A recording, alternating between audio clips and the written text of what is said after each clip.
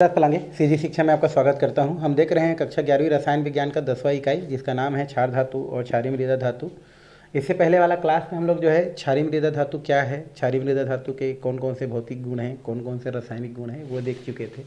उसके अलावा कुछ क्षारीय मृदा धातु के सामान्य जो लक्षण थे उसमें हम लोग जो है वायु के साथ क्रिया देखे थे। इसके अलावा ये हमारा जो हाइड्रोक्साइड है, ये भी हम लोग जो देख चुके थे कि किनकी क्षारकता ज़्यादा और किनकी क्षारकता कम होती है, ये देख चुके थे। और साथ में बताए थे कि कौन जल में घुलनशील है और कौन जल में अघुलनशील है, ये हम लोग देखे थे। ठीक है, तो मैं बताया था जिसमें जल योजन ऊर्जा का जो मान होता है, अगर वो क्या हो, ज़्यादा हो और जालक ऊर्जा का मान कम है, तो उस स्थिति में जो लवण है वो घुल जाता है।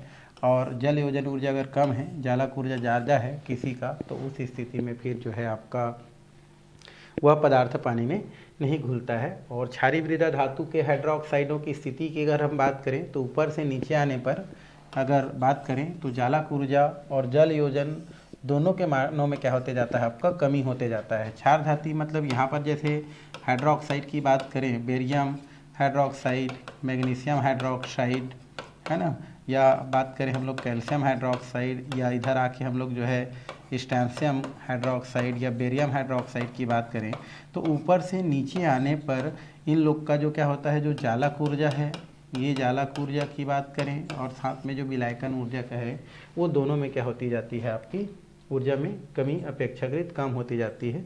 और वर्ग में ऊपर से नीचे आने पर जल योजन क्या होती है, आपकी बढ़ती जाती है। मतलब ऊपर से नीचे आने पर जालक ऊर्जा का मान क्या होती है, आपकी घटती है। ये क्या करती है, हमारी घटती है। और जल योजन ऊर्जा जो है, इस ऊर्जा का मान क्या होती है, आपकी बढ़ती है। मतलब कहने का मतलब ये है कि ऊपर से नीचे आने पर जल योजन ऊर्जा बढ़ रहा है और जालक ऊर्जा क्या हो रहा है, घट रहा है।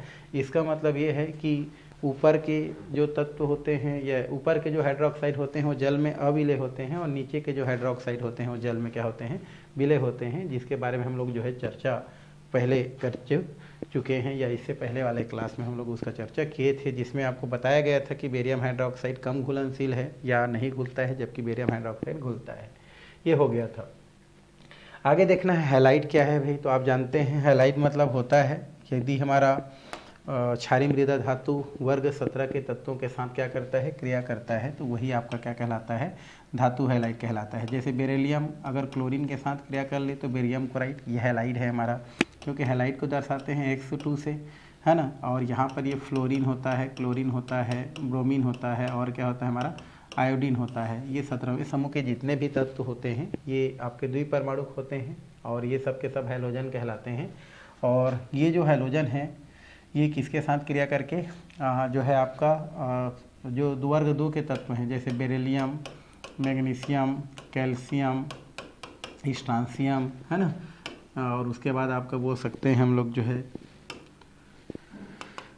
बेरियम, ये सब हमारे क्या होते हैं, वर्ग 2 के तत्व हैं, क्षारीय मृदा धातु हैं के तत्व हैं। और ये सब के सब क्या करते हैं, हमारे जो 17वें समूह के जो तत्व होते हैं, अर्थात फ्लोरीन, क्लोरीन, ब्रोमीन, आयोडीन, इन सब के साथ क्रिया करके हैलाइड बनाते हैं। जैसे अगर हम बात करते हैं मैग्नीशियम का, तो मैग्नीशियम को अगर हम क्लोरीन के साथ क्रिया कर दें तो ये हमारा क्या बनाता है, मैग्नीशियम क्लोराइड बना लेता है, ये हैलाइड कहलाता है। तो यहाँ पर जो हैलाइड होता है, इन हैलाइडों में मैं यहाँ पर पहला नंबर दिया है कि बेरिलियम के हैलाइड की अगर बात करें तो ये सहसंयोजी प्रकृति का होता है। पहले भी बताए हैं कि किसी भी वर्ग का जो पहला तत्व होता है वो पहला तत्व क्या करता है, सहसंयोजी यौगिक को ही क्या करता है, प्रदर्शित करता है, क्योंकि उनका आकार बहुत क्या होता है, छोटा होता है। उसके अलावा ध्रुवण क्षमता भी बहुत ज़्यादा होता है, इस वजह से जनरली वो क्या करता है, सहसंयोजी बंध बनाता है। और यही यहाँ पर बताया गया है कि बेरिलियम के जो हैलाइड होता है वो सहसंयोजी होते हैं, क्योंकि बेरिलियम का जो आकार होता है या बेरिलियम प्लस का आकार जो होता है वो बहुत क्या होता है, छोटा होता है, ध्रुवण क्षमता बहुत ज़्यादा होता है। परिणाम स्वरूप ये एक दूसरे के आयन एक दूसरे के नज़दीक आ जाते हैं और आवेश को उदासीन कर देते हैं, और सहसंयोजी लक्षण क्या करते हैं, प्रदर्शित करते हैं। लेकिन जैसे जैसे हम क्या करते हैं, ऊपर से नीचे आते जाते हैं, जैसे मैग्नीशियम क्लोराइड, कैल्शियम क्लोराइड, ये कैसे प्रकृति के होते जाते हैं, आपके आयनिक प्रकृति के होते जाते हैं। जैसे आपका हाइड्रोक्साइड वाला था वैसे ही आयनिक प्रकृति होता है। मतलब बेरिलियम के हैलाइड कैसे होते हैं, सहसंयोजी प्रकृति के होते हैं, जबकि अन्य उसके अंतर्गत आने वाले जैसे मैग्नीशियम, कैल्शियम, स्ट्रांसियम और बेरियम के जो हैलाइड होते हैं वो कैसे होते हैं, आपके आयनिक प्रकृति के होते हैं। मतलब समूह में ऊपर से नीचे आने पर जो हैलाइड होते हैं उनके आयनिक लक्षण क्या होते जाते हैं, आपके बढ़ते जाते हैं, ये बोल सकते हैं। दूसरा, अगर हम बेरिलियम फ्लोराइड की बात करें तो ये अपवाद के अलावा सभी धातुओं के फ्लोराइड जल में लगभग अविलेय होते हैं, लेकिन बेरिलियम आयन के अत्यंत छोटे आकार और इनकी अत्यधिक जल योजन ऊर्जा के कारण बेरिलियम फ्लोराइड क्या होते हैं, आपके जल में क्या होते हैं, विलेय होते हैं, बोल रहे हैं। जनरली क्या होते हैं हमारे बेरिलियम फ्लोराइड के अपवाद के अलावा बोलें तो सभी धातु के जो फ्लोराइड होते हैं, चाहे वो हमारा बोल सकते हैं मैग्नीशियम फ्लोराइड की बात करें या हम बात करें कैल्शियम फ्लोराइड की बात करें, तो ये सब की बात करें तो ये हमारे जल में क्या होते हैं, अविलेय होते हैं। लेकिन अपवाद स्वरूप हमारा जो बेरियम फ्लोराइड होता है ये जल में क्या होता है, विलेय होता है, जिसका रीज़न ये है कि आकार छोटा होने की वजह से इनका जो जल योजन ऊर्जा होता है वो बहुत ज़्यादा होता है, जिसके वजह से हमारा बेरियम फ्लोराइड क्या होता है, जल में विलेय होता है। थर्ड, इसी परिवार के अन्य हैलाइड जल में घुल करके अम्लीय हमारे विलयन बनाते हैं, जो कि सांद्रित कर ठंडा करने पर क्रिस्टली हाइड्रेट में परिवर्तित हो जाते हैं। इस परिवार के अन्य सदस्य मतलब और भी हमारे क्या होते हैं, हमारे इसके अंतर्गत जो है हैलाइड बनाते हैं, जैसे आपका कैल्शियम क्लोराइड, मैग्नीशियम क्लोराइड, ये सब जो है ये सब जल में क्या होते हैं, हमारे घुलनशील होते हैं। जैसे हम लोग कैल्शियम क्लोराइड की बात करें या हम लोग बात करें मैग्नीशियम क्लोराइड की बात करें तो ये सब जल में क्या हो जाते हैं, आपके इस प्रकार से, या अन्य जो हैलाइड होते हैं ये सब क्या होते हैं, जल में क्या होते हैं, आपके घुलते हैं। बोल रहे हैं ना अन्य हैलाइड जल में घुलनशील होते हैं, तो कैल्शियम क्लोराइड की बात करें, मैग्नीशियम क्लोराइड की बात करें तो ये सब जल में क्या है, घुलनशील हैं, और जल में घुल करके क्या बनाते हैं, ये अम्लीय विलयन बनाते हैं। कैसा विलयन बनाते हैं, ये अम्लीय विलयन बनाते हैं, और जिसको ठंडा कर देने पर क्या हो जाते हैं, वो क्रिस्टल के रूप में जम जाते हैं और हमको जो है जो भी क्रिस्टली हाइड्रेट के रूप में प्राप्त होते हैं। मतलब ऐसा क्रिस्टल जिसमें पानी के कण क्या होते हैं, मौजूद होते हैं, वो क्या होते हैं, हमारे क्रिस्टली हाइड्रेट होते हैं। जैसे मैग्नीशियम क्लोराइड 6H2 होता है, कैल्शियम क्लोराइड की बात करें तो यहाँ पर 6H2 दिया है, बेरियम क्लोराइड की बात करें तो 2H2 होता है। तो ये जो हमारे क्या होते हैं, फ्लोराइड को छोड़ दिया जाए तो बाकी जितने भी हमारे तत्व बचते हैं उनके जो हैलाइड हैं वो पानी में क्या हो जाते हैं, घुल जाते हैं, और घुल करके आपका क्रिस्टली हाइड्रेट क्या करते हैं, बनाते हैं। मतलब एक ऐसा क्रिस्टल जिसमें पानी के कण भी क्या होते हैं, मौजूद रहते हैं, वही आपके क्या होते हैं, क्रिस्टली हाइड्रेट होते हैं। तो इस तरीक़ा से आप क्या कर सकते हैं, हैलाइड से रिलेटेड जो है जानकारी बता सकते हैं। उसके अलावा हमारा जैसे बेरिलियम क्लोराइड की बात करें, मैग्नीशियम क्लोराइड के अलावा अन्य धात्विक क्लोराइड ज्वाला को अभिलाक्षणिक रंग प्रदान करते हैं। मतलब यहाँ पर बेरियम क्लोराइड को छोड़ दें और मैग्नीशियम क्लोराइड को छोड़ दें तो बाकी जितने भी हमारे क्लोराइड बनते हैं, चाहे वो कैल्शियम का हो, स्ट्रांसियम का हो या बेरियम का हो, ये हम बेरियम का बोल सकते हैं, स्ट्रांसियम का बोल सकते हैं, या हम जो है कैल्शियम का बोल सकते हैं। ये जो क्लोराइड होते हैं वो क्या करते हैं, आपके ज्वाला रंग को क्या करते हैं, जो है प्रदर्शित करते हैं। मतलब जब इनका टेस्ट किया जाता है तो वो ज्वाला रंग क्या करते हैं, बताते हैं। अगर हम बेरिलियम क्लोराइड की संरचना की बात करें तो बेरिलियम क्लोराइड की संरचना में अगर देखें तो इनकी जो संरचना होता है बहुल्की होता है। बहुल्की होता है मतलब ये सामने वाले अन्य जो बड़ा पड़ोसी अणु होता है उसमें क्लोरीन परमाणु में उपस्थित इलेक्ट्रॉन युग्म की कमी के कारण बेरिलियम परमाणु को दे देते हैं, जिससे ये सहसंयोजी आवरण द्वारा जुड़ जाते हैं। मतलब यहाँ पर ये इस प्रकार से, यहाँ पर हम क्लोरीन कर सकते हैं, यहाँ पर क्लोरीन कर सकते हैं, ये हमारा क्लोरीन होता है, ये क्लोरीन होता है, इस प्रकार से बी है ना, ई, इस प्रकार से आपका क्या होता है, आपका बहुल्की संरचना किनका पाया जाता है, आपका ये जो बेरियम क्लोराइड होता है इनका बहुल्की संरचना आपको देखने को मिलता है। ठीक है, तो इस तरीक़ा से बोल सकते हैं।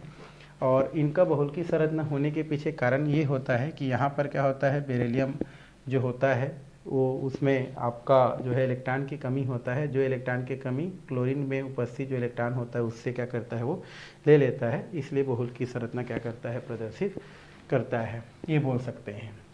आगे हमारा दिया है सल्फेट।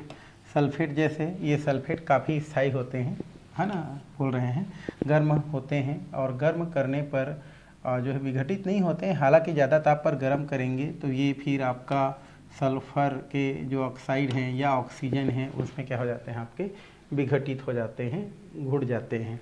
मतलब हमारा जो भी हमारे क्या होते हैं, इनके जो सल्फेट होते हैं, जैसे अगर हम क्या करें कैल्शियम सल्फेट की बात करें तो कैल्शियम सल्फेट को अगर हम क्या करते हैं, गर्म करते हैं तो उस स्थिति में मान लो ये कैल्शियम ऑक्साइड में टूट गया, किसमें टूट गया, हमारा कैल्शियम ऑक्साइड हो गया।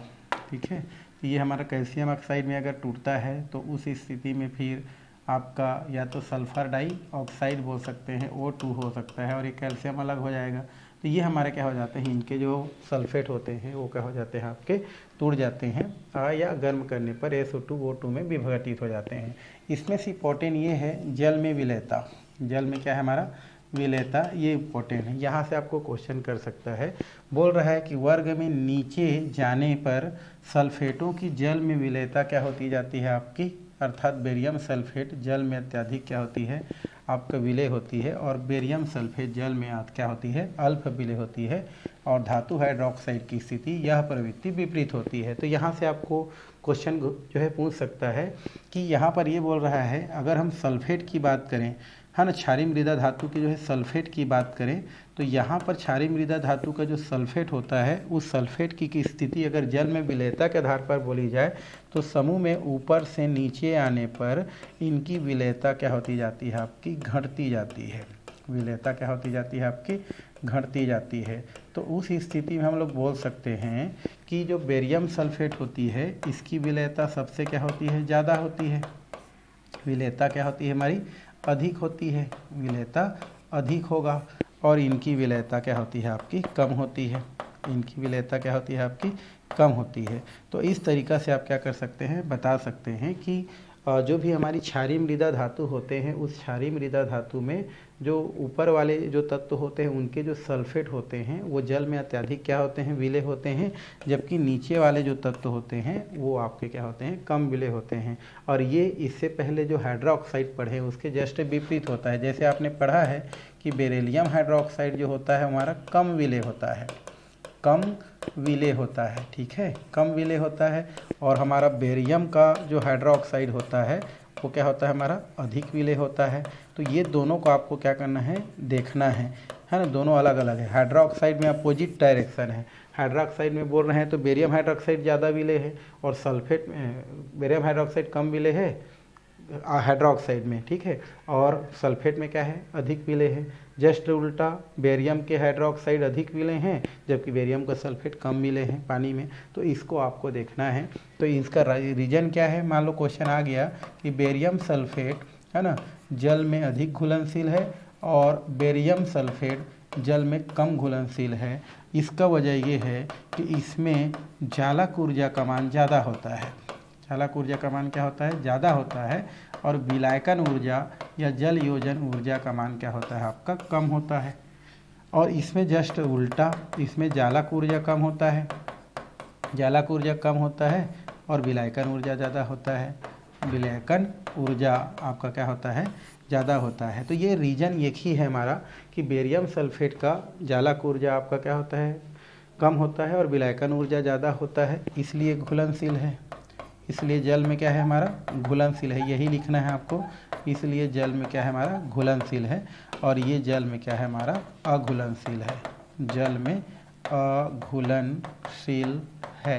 तो इस तरीक़ा से आप बता सकते हैं भाई कि बेरियम सल्फेट में जालक ऊर्जा का मान कम होता है, विलायकन ऊर्जा ज़्यादा होता है। इस कारण से बेरियम सल्फेट जल में क्या होता है हमारा, घुलनशील होता है। जबकि बेरियम सल्फेट में जालक ऊर्जा का मान बढ़ जाता है, विलायकन ऊर्जा कम हो जाता है, इसलिए वो जल में क्या होता है हमारा, अघुलनशील होता है। इस तरीक़ा से आप सल्फेट की स्थिति क्या कर सकते हैं, बता सकते हैं। और वही चीज़ यहाँ पर दिया गया है कि हमारा ये जो सल्फेट होता है जिसमें -2 चार्ज पाया जाता है ना, SO4 में क्या होता है हमारा, -2 चार्ज होता है, के अत्यधिक बड़े आकार के कारण जालक ऊर्जा का प्रभाव को ढक देता है। अतः धन आयन के आकार में परिवर्तन होने पर जालक ऊर्जा स्थायी रहती है और तब तक घटती है, परंतु जल योजन ऊर्जा बेरिलियम 2+ से बेरियम फलस्वरूप में सल्फेटों की जल में विलेयता घटती है। तो मेन रीजन आपका जालक ऊर्जा के स्थिति पर क्या करती है, डिपेंड करती है। आगे दिया है कार्बोनेट, जैसे हमारा बेरियम कार्बोनेट हो गया, जैसे आपका कैल्शियम कार्बोनेट हो गया।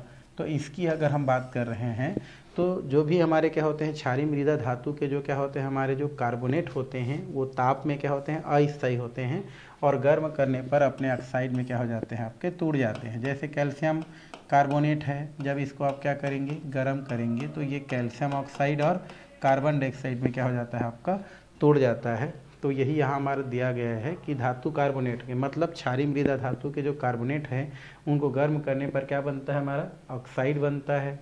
ठीक है, और इसको स्थायित्वता को ध्यान में रखते हुए व्याख्या की जा सकती है कि जो भी ऑक्साइड बनता है उसमें ऑक्साइड बनाने की प्रवृत्ति उतनी अधिक होती है, और इसका अर्थ है कि बेरियम ऑक्साइड अधिकतम और बेरियम ऑक्साइड न्यूनतम स्थायी होती है। मतलब ये बोल सकते हैं कि जैसे ही हम क्या करते हैं, जो भी धातु के ऑक्साइड हैं या क्षारीय मृदा धातु के जो ऑक्साइड हैं उसको गर्म करते हैं तो क्या बनता है, हमारा धातु के जो कार्बोनेट होते हैं इनको जब गर्म करते हैं तो उनके क्या बनते हैं, ऑक्साइड बनते हैं।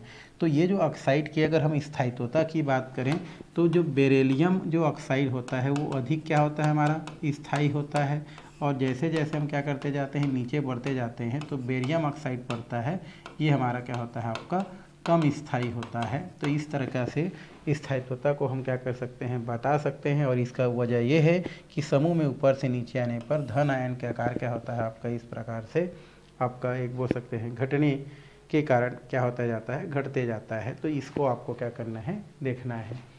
आगे है जल में विलेयता की अगर हम बात करें, कार्बोनेट की जल में विलेयता की बात करें तो यहाँ से भी क्वेश्चन कर सकता है कि कार्बोनेट के जल में विलेयता वैसा ही होता है जो कि धातु सल्फेट में होता है। कहने का मतलब ये है कि बेरियम कार्बोनेट क्या होता है, ज़्यादा घुलनशील है, और बेरियम कार्बोनेट क्या होता है आपका, कम घुलनशील होता है। ठीक है, मतलब ये अघुलनशील दिया है, अघुलनशील हो गया, और ये क्या होता है हमारा, घुलनशील होता है, और ये वैसा ही है जैसा कि क्या होता है हमारा सल्फेट में पाया जाता है, और इसका भी रीज़न जालक ऊर्जा ही होता है। क्या होता है हमारा, जालक ऊर्जा। मतलब बेरियम कार्बोनेट में जालक ऊर्जा कम और विलायकन ऊर्जा ज़्यादा होता है, इसलिए वो घुल सकता है। बेरियम कार्बोनेट में जालक ऊर्जा का मान क्या होता है, बढ़ जाता है, और विलायकन ऊर्जा का मान कम हो जाता है, इसलिए जल में क्या होता है आपका, अघुलनशील होता है। बाकी और अलग से आपको कुछ करने की ज़रूरत नहीं है और देखने की ज़रूरत नहीं है भाई। तो इस तरीक़ा से आप क्या कर सकते हैं, यहाँ से क्वेश्चन जो पूछता है उसको सॉल्व कर सकते हैं। और लास्ट है हमारा नाइट्रेट, तो विभिन्न प्रकार का नाइट्रेट भी बनेगा, जैसे हमारा बेरियम नाइट्रेट बोल सकते हैं, बेरिलियम नाइट्रेट बोल सकते हैं, है ना। तो ये हमारा क्या होता है, BnO3 और संयोजकता 2 है। तो नाइट्रेट का निर्माण जो भी कार्बोनेट के तनु नाइट्रिक अम्ल के साथ उपचारित करने से किया जाता है। अब इसका निर्माण कैसा होगा हमारा, तो यहाँ पर क्या बोल रहा है, हम कार्बोनेट लेंगे, जैसे BeCO3 barium carbonate, beryllium carbonate, इसका नाम क्या होगा आपका बेरिलियम कार्बोनेट। तो BeCO3 इसको बोलते हैं बेरिलियम कार्बोनेट, बेरिलियम कार्बोनेट, है ना। ये हो गया बेरिलियम कार्बोनेट है, बेरिलियम कार्बोनेट है। और इस बेरिलियम कार्बोनेट को अगर हम नाइट्रिक अम्ल के साथ क्या करते हैं, क्रिया करा देते हैं, तो क्या बनता है, नाइट्रिक अम्ल के साथ क्रिया कराने से यहाँ से आपका इसका मात्रा कितना लेते हैं, 2 लेते हैं, क्योंकि इनकी संयोजकता 2 होता है। तो ये आपका क्या निकल जाता है, BeNO3 हो जाता है, ये हो जाता है बेरियम नाइट्रेट। यहाँ 2 हाइड्रोजन है, इधर आके H2 एक ऑक्सीजन ले लेता है कार्बोनेट से, तो H2O और ये CO2। इस प्रकार से आपका क्या हो जाता है, कार्बोनेट क्या हो जाता है आपका, तैयार हो जाता है या बनता है। तो ये हो गया आपका कुछ लक्षण, जहाँ से आपको 2-4 क्वेश्चन वहाँ से क्या होता है आपको पूछ सकता है। ठीक, तो ये हो गया। अब हम यहाँ से देखने वाले हैं आगे, वो है आपका बेरिलियम बोलता है, बेरिलियम का असामान्य व्यवहार। इससे पहले आप लिथियम का असामान्य व्यवहार देखे थे। मैं आपको पहले भी बताया था कि किसी भी वर्ग का जो पहला तत्व होता है वो तत्व अपने समूह के अन्य तत्वों के साथ क्या करता है, कुछ गुणों में क्या करता है, असमानता प्रदर्शित करता है, कुछ भिन्नता प्रदर्शित करता है, और वही उसका सामान्य व्यवहार कहलाता है। चूँकि बेरिलियम भी अपने समूह का क्या है, पहला तत्व है, इसलिए वो भी अपने समूह के साथ क्या करता है, कुछ गुणों में क्या करता है, भिन्नता प्रदर्शित करता है, और जो कि उसका क्या कहलाता है, असामान्य व्यवहार कहलाता है। तो यहाँ पर बेरिलियम के कुछ असामान्य व्यवहार के कारण दिया गया है, और ये वही कारण है जो आप पहले पढ़ चुके हैं। पहला तो ये है कि बेरिलियम का जो परमाणु आकार होता है वो बहुत क्या होता है, छोटा होता है। आप जानते हैं कि अगर हम समूह में ऊपर से नीचे आएंगे तो बेटा मांगे कार स्कूटर बाप राजी की बात करें तो ऊपर से नीचे आने पर आकार क्या होते जाता है आपका, बढ़ते जाता है। तो हम बोल सकते हैं कि बेरिलियम अपने परिवार में सबसे क्या है, छोटा आकार को प्रदर्शित करता है, जो सबसे अलग है इसलिए वो असमानता प्रदर्शित करता है। दूसरा, बेरिलियम की उच्च आयनन एंथैल्पी या उच्च आयनन ऊर्जा क्या होता है, पाया जाता है। इसकी उच्च विद्युत ऋणता क्या होती है, पाई जाती है। बेरिलियम अपने समूह में सबसे छोटा होता है, जिसके वजह से नाभिक और इलेक्ट्रॉन के बीच की जो दूरी होता है कम होता है, और इसके वजह से इनके जो है इलेक्ट्रॉन और नाभिक के बीच जो आकर्षण बल होता है वो बहुत ज़्यादा होता है, और उस स्थिति में वहाँ से इलेक्ट्रॉन निकालना थोड़ा कठिन होता है। इस वजह से इनका आयनन एंथैल्पी ज़्यादा होता है। साथ में वहाँ उनकी विद्युत ऋणता, इलेक्ट्रॉन चूँकि देता नहीं है मतलब इलेक्ट्रॉन एक्सेप्ट कर सकता है बोल सकते हैं, इसलिए उच्च विद्युत ऋणता को प्रदर्शित करता है। उसके अलावा आपका जो आयनन की उच्च ध्रुवण जो क्षमता होता है, प्लस माइनस की क्षमता होता है, वो भी इसमें ज़्यादा होता है। संयोजकता कोष अर्थात इसमें रिक्त डी कक्षक की क्या होता है, हमारा अनुपस्थिति होता है। मतलब जो बेरिलियम होता है, इस बेरिलियम पर रिक्त डी कक्षक नहीं पाया जाता है, और सामान्यतः बेरिलियम और मैग्नीशियम के मध्य भिन्नता का अध्ययन किया जाता है। ये हम लोग 3 पॉइंट यहाँ से 4 पॉइंट लिख सकते हैं, और यही आपको आता है तो आपको लिखना है। और भी बहुत सारा दिया गया है, इसके भिन्नता के और भी कारण हैं। बेरिलियम अति क्या होता है, कठोर होगा। भाई तो अपने समूह में सबसे छोटा होगा तो सबसे कठोर ही होगा, जबकि अन्य सदस्य मृदु होता है। बेरिलियम के गलनांक क्वथनांक जो है सबसे ज़्यादा होता है, क्योंकि सबसे ऊपर में आकार छोटा है। बेरिलियम हाइड्रोजन के साथ सीधे संयोग नहीं करता है, जबकि अन्य सदस्य हाइड्रोजन के साथ क्या करता है, सीधे संयोग करके धातु हाइड्राइड बनाता है। बेरिलियम बोल रहा है कि बेरिलियम को डायरेक्ट हम लोग हाइड्रोजन के साथ इस प्रकार से संयोग नहीं करा सकते हैं, बाकी अन्य तत्व तो कर सकते हैं। तो गुणों में क्या दिख रहा है आपको, भिन्नता दिख रहा है, तो आप ये कर सकते हैं। बेरिलियम के ऑक्साइड एवं हाइड्रोक्साइड उभयधर्मी प्रकृति के होते हैं। बेरिलियम के जो हमारे क्या होते हैं, ऑक्साइड हो गया, साथ में बेरिलियम के जो क्या होता है हमारा जो हाइड्रोक्साइड होता है, ये कैसे प्रकृति के होते हैं, उभयधर्मी प्रकृति के होते हैं। ठीक है, जबकि अन्य सदस्य के जो ऑक्साइड या हाइड्री ऑक्साइड जो होते हैं वो कैसे होते हैं, आपके क्षारीय प्रकृति के होते हैं। तो ये कुछ कारण हैं जिन कारण के वजह से हम क्या करते हैं, बेरिलियम का असामान्य व्यवहार का क्या करते हैं हम लोग जो है अध्ययन करते हैं। तो इस तरीक़ा से इसको हम क्या कर सकते हैं, बता सकते हैं। और भी दिया है हमारा, बेरिलियम अधिक उच्च ताप पर जल के साथ क्रिया नहीं करता है, जबकि समूह के अन्य सदस्य गर्म जल में क्या करते हैं, क्रिया करते हैं। ये ऊष्माक्षेपी अभिक्रिया को क्या करते हैं, प्रदर्शित करते हैं। और ये है बेरिलियम कार्बाइड, जिसका सूत्र होता है Be, है ना, और ये हमारा क्या होता है, Cl2 होगा, है ना, BeCl2, Be हो गया C2। ये जो बेरियम कार्बाइड होता है, ये बेरियम कार्बाइड ससंयोजी होता है, ससंयोजी प्रकृति का होता है, जबकि अन्य सदस्य के जो कार्बाइड है वो आयनिक प्रकृति का होता है। तो ये अब लिख सकते हैं। बेरियम जो कार्बाइड होता है अर्थात BeC2 की बात करें तो जल अपघटन करने पर मेथेन, जबकि अन्य हाइड्राइड जो होते हैं, अन्य जो कार्बाइड होते हैं वो जल अपघटन करने पर एसिटिलीन मुक्त करते हैं। जैसे यहाँ पर BeC2 करते हैं और इसका जल अपघटन कराते हैं, तो उस स्थिति में क्या होता है हमारा, ये हमारा हो जाता है आपका मेथेन, तो CH4 हो गया। उस स्थिति में इसको हम लोग कितना ले लेते हैं, 2 ले लेते हैं, तो 2 दूनी कितना हो गया हमारा 4, तो यहाँ पर 2 हो गया, तो 2 दूनी 4, 4 दूनी कितना हो गया हमारा 8 हो गया। तो यहाँ से आपका हो जाएगा 4 दूनी 8, ये हो गया। तो बचा क्या हमारा, ये बचा है हमारा बेरियम ऑक्साइड, बेरियम ऑक्साइड बोल सकते हैं आप। तो यहाँ पर क्या हो जाता है आपका बेरियम ऑक्साइड, O2 निकाल दो। तो यहाँ पर बेरियम कार्बाइड जो है पानी के साथ अपघटित होकर के मेथेन देता है, जबकि अन्य एसिटिलीन देता है। तो ऐसे 2-3 रीजन ही आपको अगर क्वेश्चन पूछा जाता है तो आपको क्या करना है, लिखना है। ये भी दिया है भाई, बेरिलियम के द्वारा अधिकतम समन्वय संख्या, उपसहसंयोजी संख्या, ये क्या किया जाता है, 4 प्रदर्शित किया जाता है, जबकि अन्य सदस्य की बात करें तो समन्वय संख्या 6 प्रदर्शित करते हैं। ठीक है, ये हो गया। अब उसके बाद हमको पढ़ना है बेरिलियम, ये हो गया Be, और एक होता है एल्यूमिनियम के बीच विकर्ण संबंध। पहले भी हमने लिथियम और मैग्नीशियम के बीच क्या देखा था, विकर्ण संबंध हमने क्या किया था, देखा था, है ना।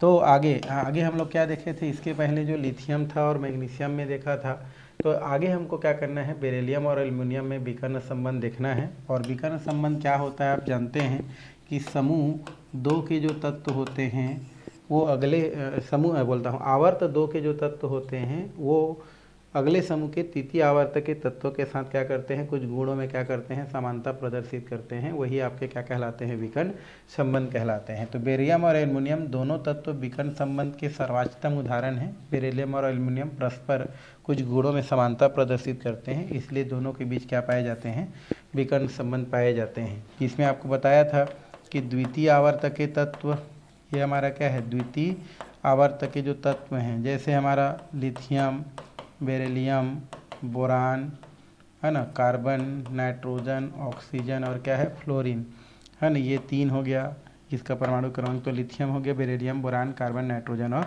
ऑक्सीजन। ठीक है, आगे हमारा क्या होता है, सोडियम, फिर क्या होता है हमारा मैग्नीशियम, फिर क्या होता है हमारा एल्युमिनियम, फिर सिलिकॉन, फिर फास्फोरस, सल्फर और एक क्लोरीन। तो ये आपका तृतीय आवर्तक के तत्व के अंतर्गत आता है, हमारा तृतीय आवर्त के अंतर्गत इसको रखा जाता है। तो ये द्वितीय आवर्त के तत्वों का अगले समूह, क्योंकि ये हमारा समूह है ना, ये 1 हो गया, 2 हो गया, ये हमारा कितना होता है, 13 समूह, 14 समूह, 15 समूह, 16 समूह और 17 समूह। ठीक है, तो द्वितीय आवर्त के तत्वों का अगले समूह के तृतीय आवर्त के तत्वों के साथ कुछ गुणों में समानता दर्शाना ही क्या कहलाता है, विकर्ण संबंध कहलाता है। और ये हमारा जो क्या होता है, जो बेरिलियम होता है वो अगले समूह के एल्युमिनियम जो कि तृतीय आवर्त का तत्व है उनके साथ कुछ गुणों में क्या करता है, समानता दर्शाता है। यही आपका क्या कहलाता है, विकर्ण संबंध कहलाता है, विकर्ण संबंध कहते हैं। और यहाँ पर विकर्ण संबंध के कुछ रीजन दिया गया है। तो पहला रीजन ये दिया है कि मैग्नीशियम और जो आपका क्या बोलते हैं आपका ये बेरिलियम का और हमारा एल्युमिनियम का जो आपका क्या होता है, परमाणु और आयनिक त्रिज्या लगभग क्या होता है, बराबर होता है, इसलिए वो विकर्ण संबंध को क्या करता है, प्रदर्शित करता है। दूसरा, दोनों का विद्युत ऋणता लगभग क्या होता है, समान होता है हमारा बेरिलियम और एल्युमिनियम का, इसलिए विकर्ण संबंध दर्शाता है। दोनों जो है समान धन विद्युता गुण क्या करता है, प्रदर्शित करता है। और दोनों की ध्रुवण क्षमता लगभग क्या है, बराबर होता है। तो इन कारणों के वजह से क्या करता है, वो विकर्ण संबंध क्या करता है, प्रदर्शित करता है।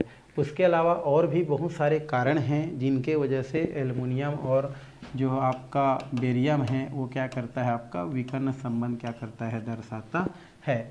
जैसे और दिया है, तो बेरिलियम और एल्युमिनियम की बात करें तो दोनों का यौगिक कैसा होता है, हमारा ससंयोजी प्रकृति का होता है, इसलिए वो विकर्ण संबंध दर्शाता है।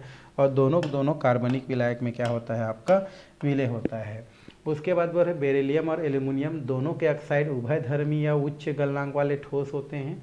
और उभयधर्मी प्रकृति के कारण ये अम्ल और क्षार दोनों के साथ क्रिया करके क्या बनाते हैं, लवण और जल बनाते हैं। तो जैसे हम यहाँ पर बोल सकते हैं कि इनके जो क्या होते हैं, जो ऑक्साइड होते हैं, दोनों का ऑक्साइड उभयधर्मी और उच्च गलनांक वाला होते हैं। और उभयधर्मी प्रकृति के कारण ये आपके अम्ल और क्षार दोनों के साथ क्या करते हैं, क्रिया करते हैं। जैसे हम लोग यहाँ पर क्या लिख देते हैं, BO, और इसको अगर हम क्या करते हैं, अम्ल के साथ क्या कर देते हैं, क्रिया अगर हम करा देते हैं तो यहाँ से आपका क्या बनते हैं, आपके जैसे हम लोग HCl के साथ क्या करें, क्रिया करा दें, तो इसका मात्रा 2 ले लेते हैं। तो इस स्थिति में बेरिलियम प्लस होता है, क्लोरीन माइनस रहता है, तो ये बेरिलियम क्लोराइड हो जाता है और इधर आके H2 हो जाता है।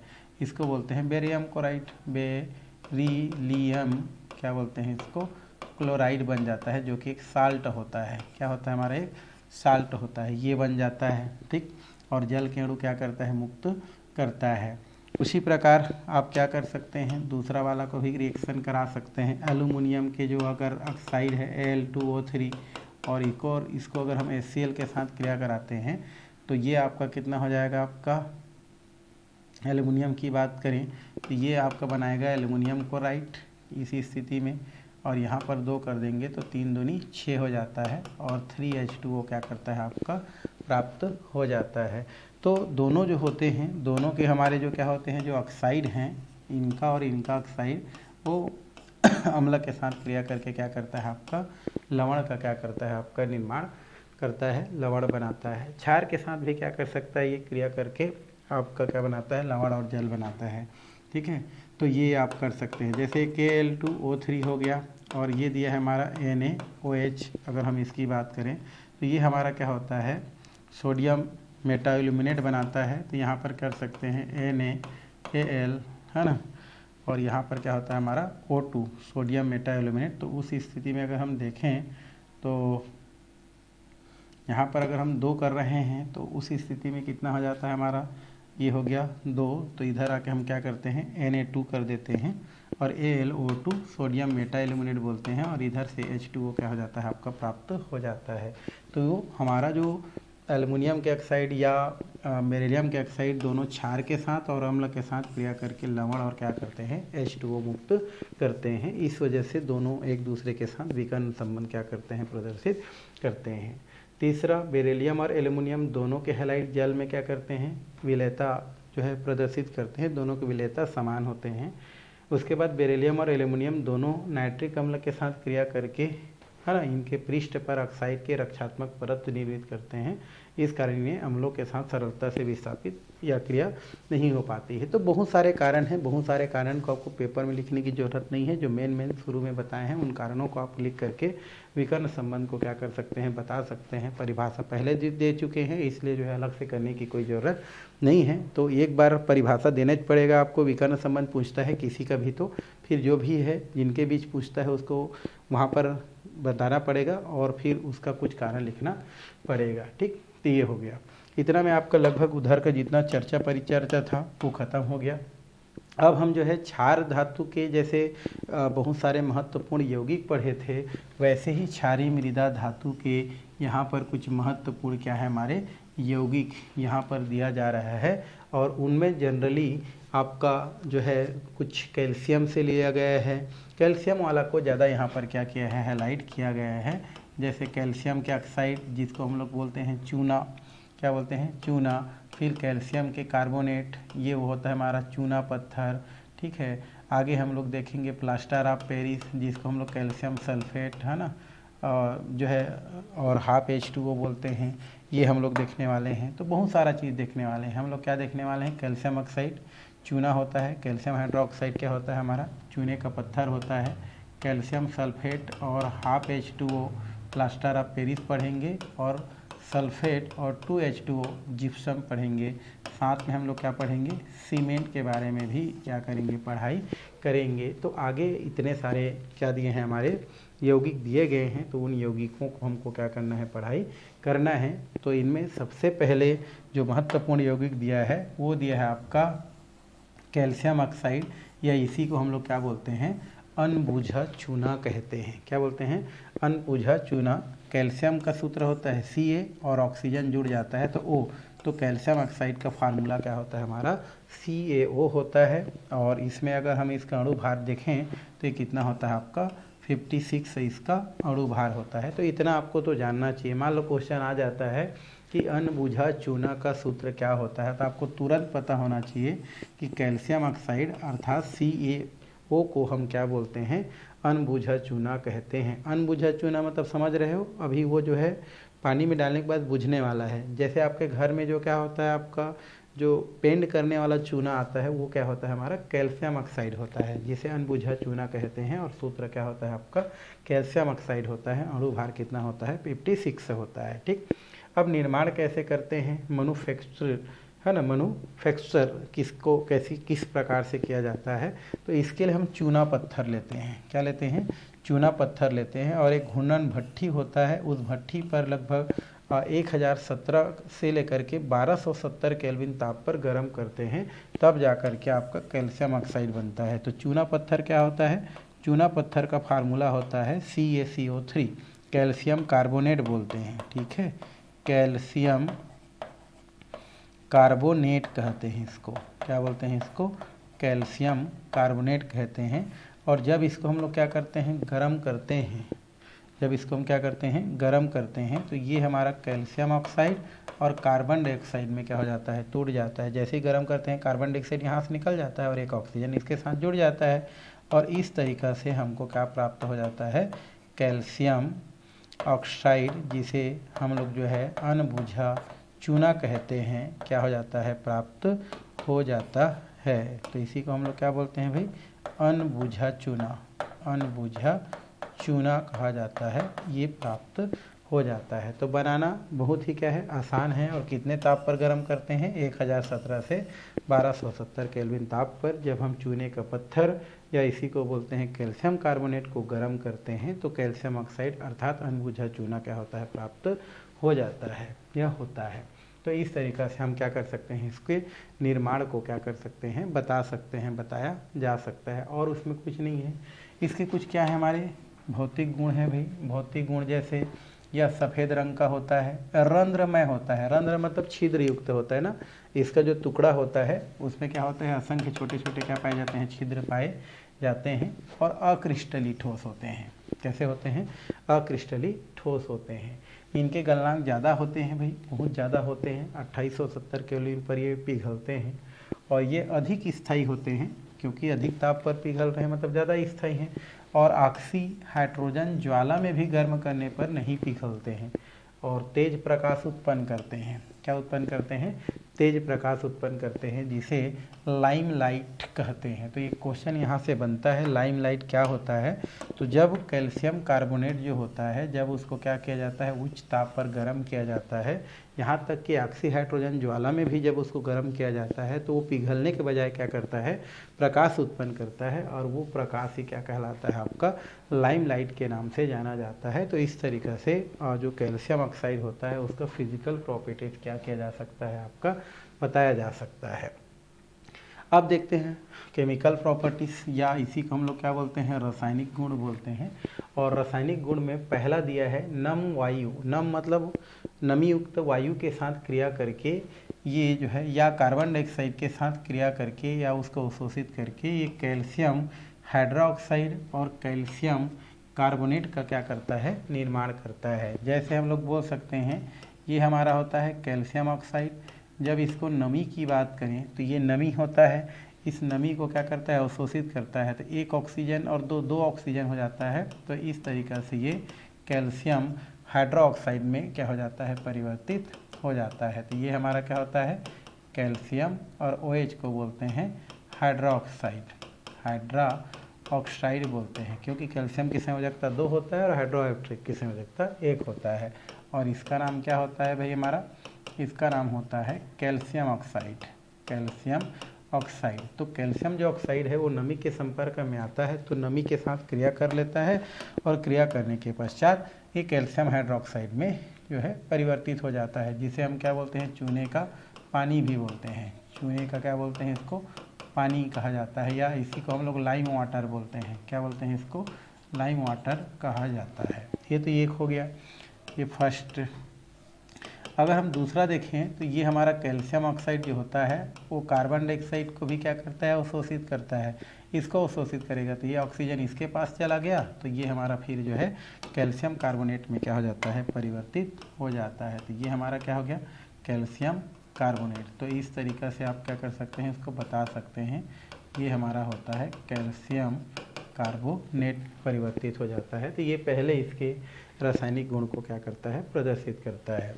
दूसरा, अमोनियम लवण के साथ गर्म करने पर अमोनिया मुक्त करता है। अमोनियम लवण क्या होता है भाई, तो NH4 और Cl, इसको बोलते हैं अमोनियम क्लोराइड।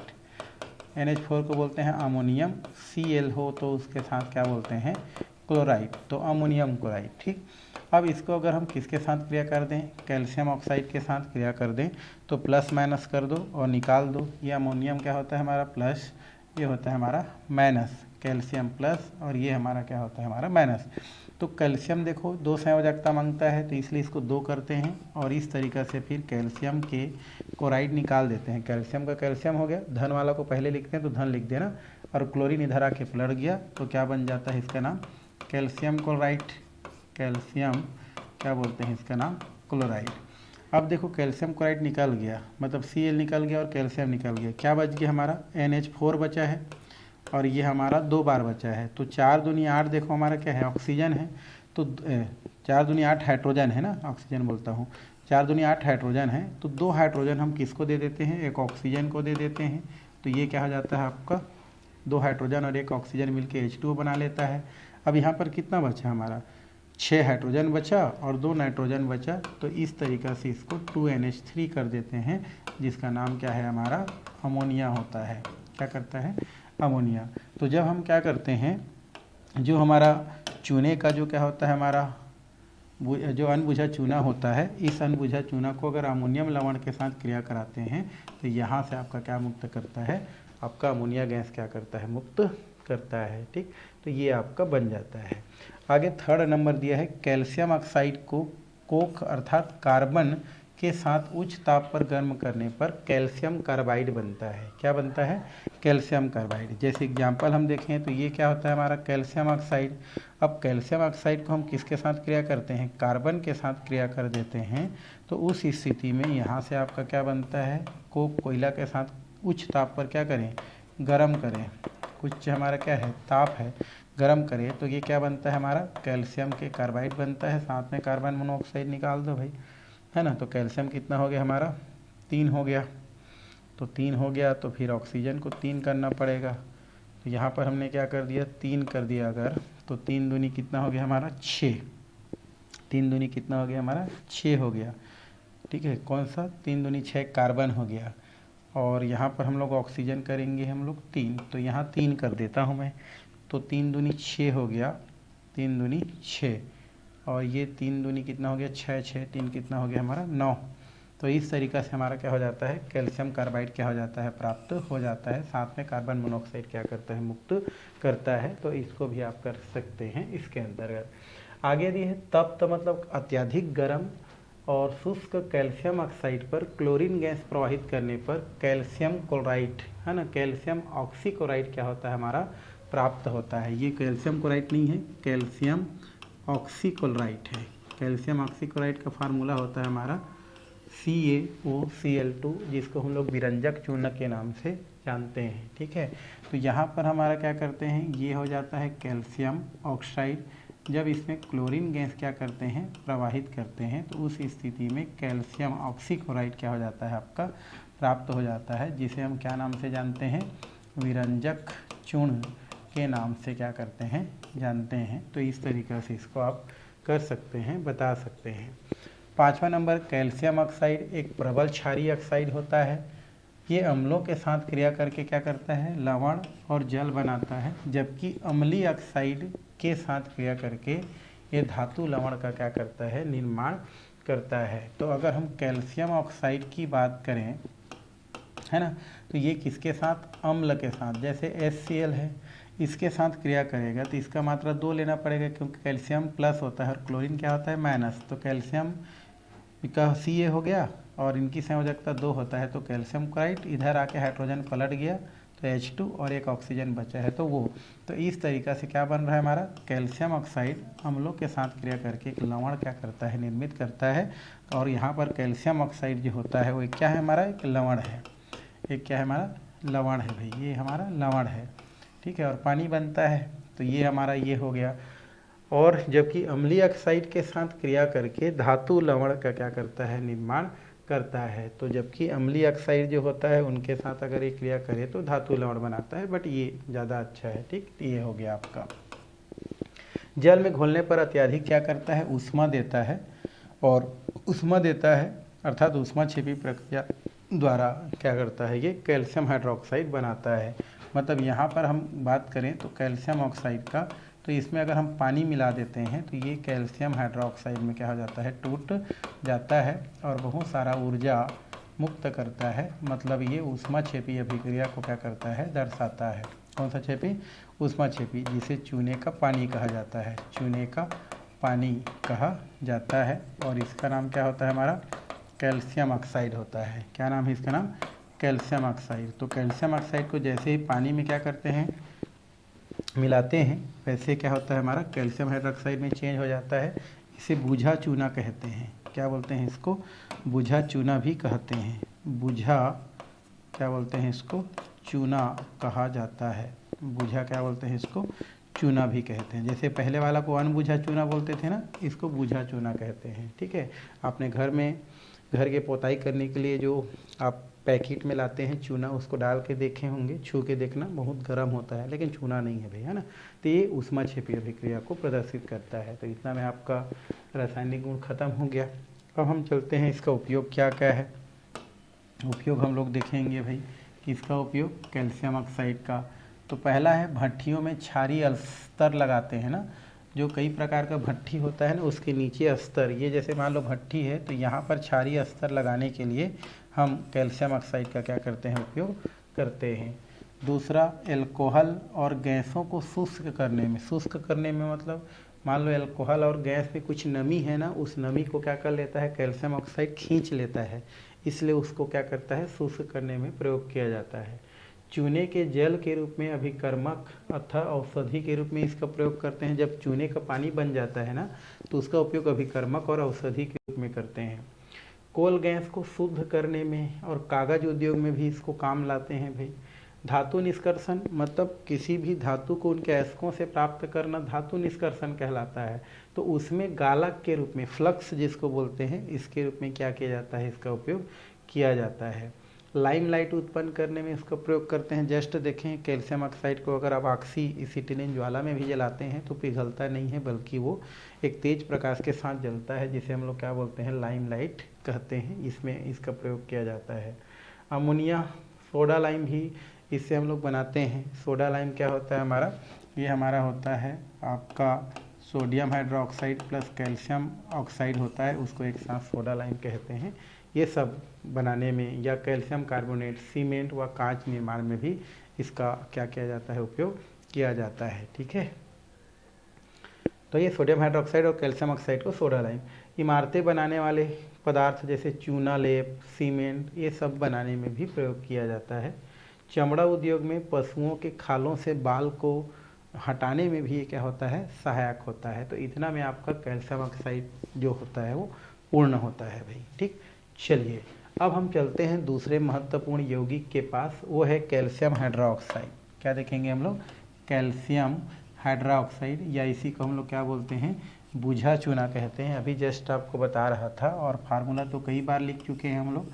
ये होता है CaOH2, कैल्शियम हाइड्रोक्साइड भी बोलते हैं इसका, है ना। और इसका जो अणु भार होता है वो कितना होता है हमारा, 74 होता है, जो कि उनके परमाणु भार को जोड़ के बनाया जाता है। ठीक है, अब इसका प्रिपरेशन करेंगे, कैसे इसको बनाते हैं। तो इसमें हम क्या कहते हैं, अनबुझे जो चूना है, अनबुझे चूना में अगर पानी छिड़क दें, अनबुझे चूना किसको बोलते हैं, कैल्शियम ऑक्साइड को। तो इसमें अगर हम पानी छिड़क दें, पानी छिड़क दें क्या, पानी मिला दें, तो क्या बनता है हमारा, ये कैल्शियम के हाइड्रोक्साइड क्या होता है, आपको प्राप्त हो जाता है। तो ये हो गया आपका कैल्शियम, और ये हो गया आपका हाइड्रोक्साइड प्राप्त होता है। कहाँ से, कैल्शियम ऑक्साइड पर पानी की क्रिया से, ऑक्साइड है जिसे हम लोग क्या बोलते हैं, अनबुझा चूना बोलते हैं। अनबुझा क्या बोलते हैं, इसको चूना कहते हैं। ठीक है, और इसको क्या करते हैं हम लोग, चूना कहते हैं या बुझा चूना कहते हैं। तो इस तरीक़ा से अनबुझा चूना से बुझा चूना अर्थात कैल्शियम हाइड्रोक्साइड क्या कर लेते हैं, प्राप्त कर लेते हैं। ठीक है, तो ये आपका हो गया बनाने की, क्या हो गया आपका विधि, जिसको आप बना सकते हैं। उसके अलावा आपका कैल्शियम लवण पर क्षारों की क्रिया से भी बना सकते हैं। जैसे एक दिया है कैल्शियम नाइट्रेट, क्या दिया है हमारा, ये कैल्शियम और NO3 को क्या बोलते हैं, नाइट्रेट। तो कैल्शियम नाइट्रेट को अगर हम सोडियम हाइड्रोक्साइड के साथ क्रिया कराएं तो क्या बनेगा, मैं यहाँ पर लिख देता हूँ। कैल्शियम नाइट्रेट का फार्मूला CaNO3, ये कोष्टक होता है क्योंकि संयोजकता, नाइट्रेट की संयोजकता 1 और कैल्शियम की संयोजकता 2, और ले लेते हैं सोडियम हाइड्रोक्साइड। ठीक है, अब इसमें आपको प्लस माइनस करना है भाई, और कुछ नहीं करना है।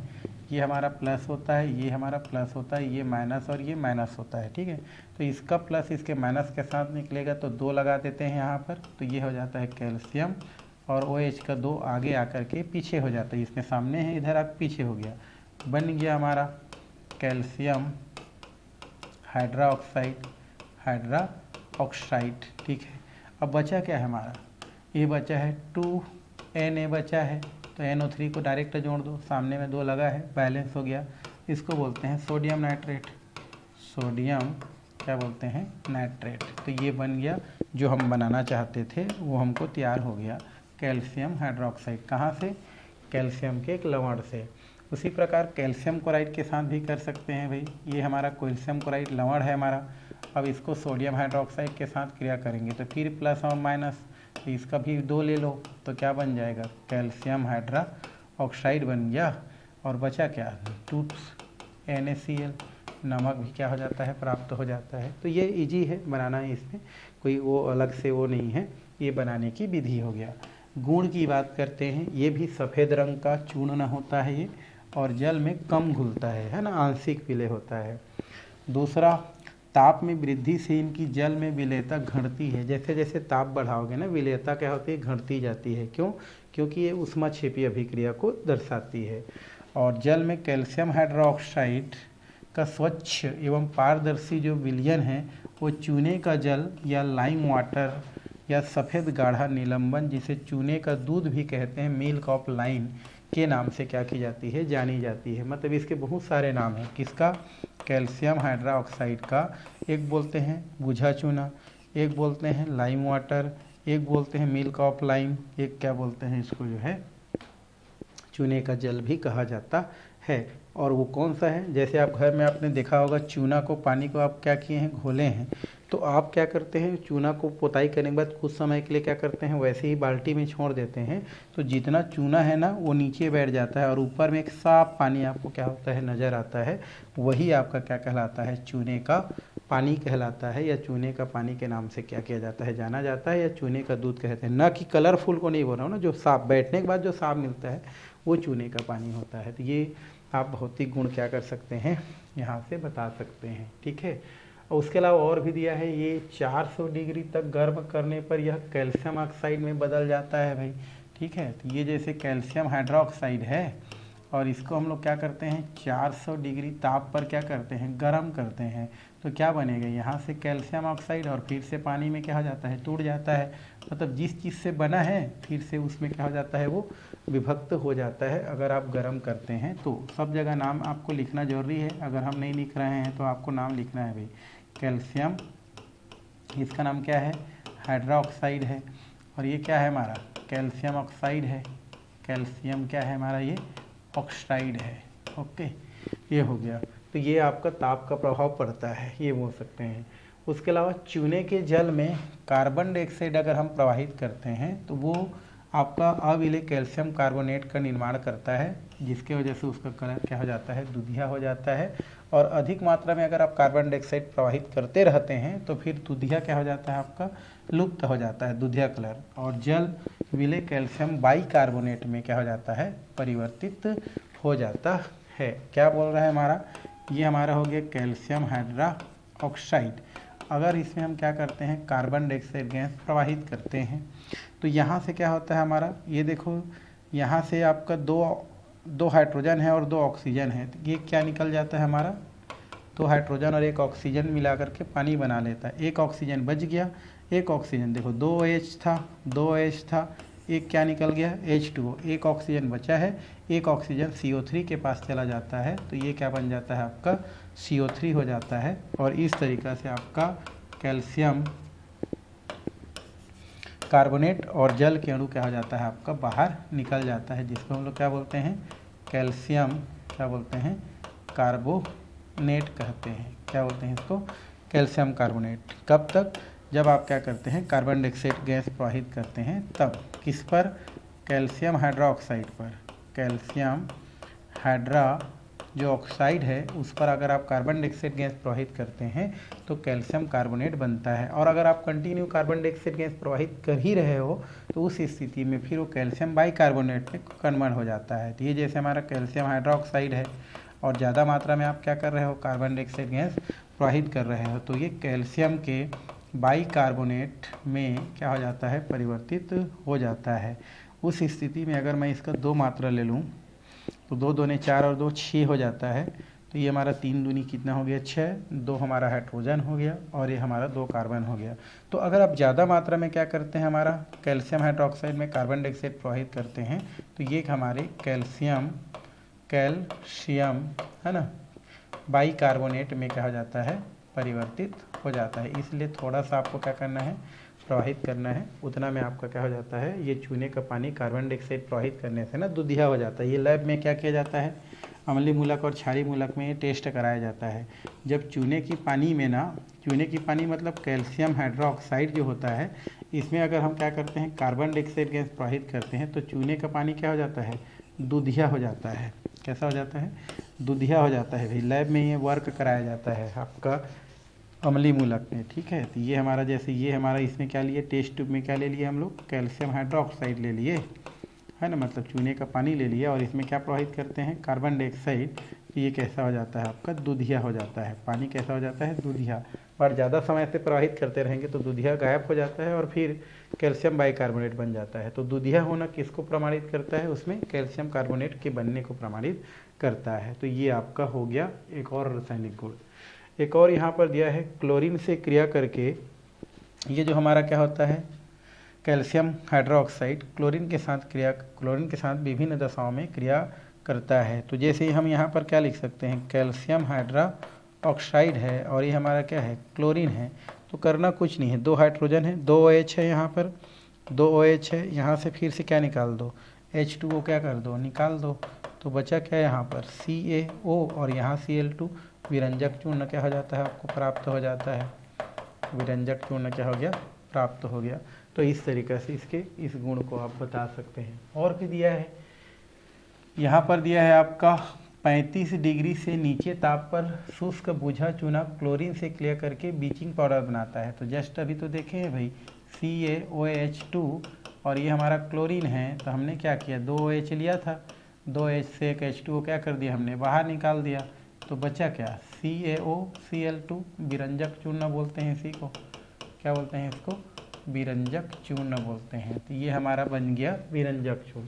लाल गर्म कैल्शियम हाइड्रोक्साइड पर क्लोरीन की क्रिया से ऑक्सीजन क्या होता है आपका, मुक्त होता है। तो ये क्या बोल रहा है हमारा, कैल्शियम हाइड्रोक्साइड है प्लस क्लोरीन है, अगर इसके साथ क्रिया करते हैं तो ऑक्सीजन क्या हो जाता है आपका, मुक्त हो जाता है। तो ऑक्सीजन हमारे यहाँ से अगर मुक्त करेंगे तो कैसे मुक्त कर सकते हैं इसको, यहाँ से कैल्शियम क्लोराइड अगर निकाल देते हैं तो फिर आपका CaCl2 हो जाएगा और हाइड्रोजन अगर हम निकाल देते हैं तो फिर आपका ये है, और इसको अगर हम 2 ले लेते हैं तो 2 लेंगे तो क्या हो जाएगा आपका, ये मैं निकाल देता हूँ कैल्शियम क्लोराइड, जिसका मात्रा मैंने 2 ले लिया, कैल्शियम क्लोराइड हो गया।